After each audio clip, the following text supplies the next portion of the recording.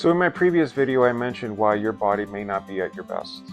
Here I'll explain how I was heading down that road of metabolic dysfunction pertaining to insulin resistance and high cortisol. July 16, 2025 is the day my life hit rock bottom and will be remembered as the darkest day of my life.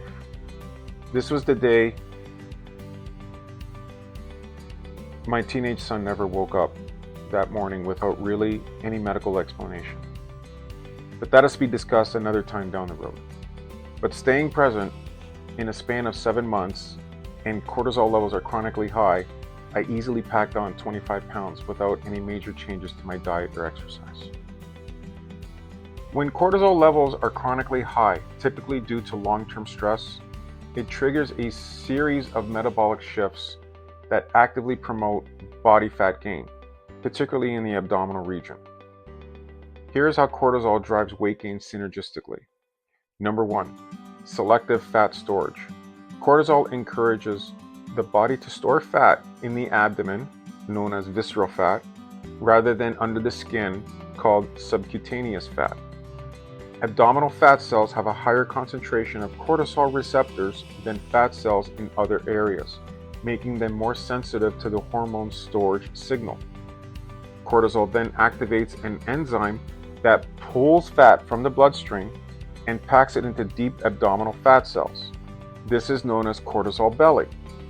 Number 2, intense cravings and overeating. Historically, high cortisol signal the survival threat, like starvation. This prompts your brain to seek high energy comfort foods, specifically those high in sugar, salt, and fat. Chronic cortisol elevation increases overall appetite and can disrupt hunger hormones like your fullness hormone, called leptin, and your hunger hormone, called ghrelin, leading to frequent overeating. Number 3, metabolic slowdown. To provide immediate energy during stress, cortisol breaks down muscle tissue into amino acids.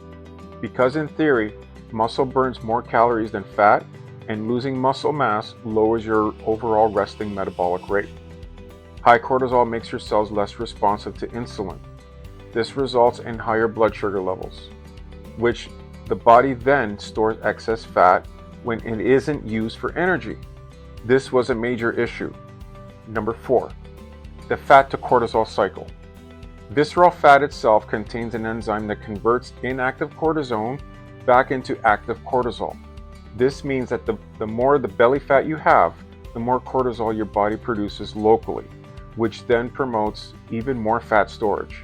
And this was a major issue.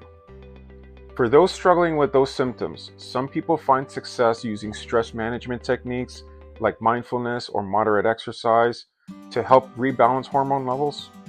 But in my case, it was somewhat the reverse. Although I gained 4 pounds of muscle during that time, I still put on 25 pounds of fat. In my next video, I will explain my road to recovery.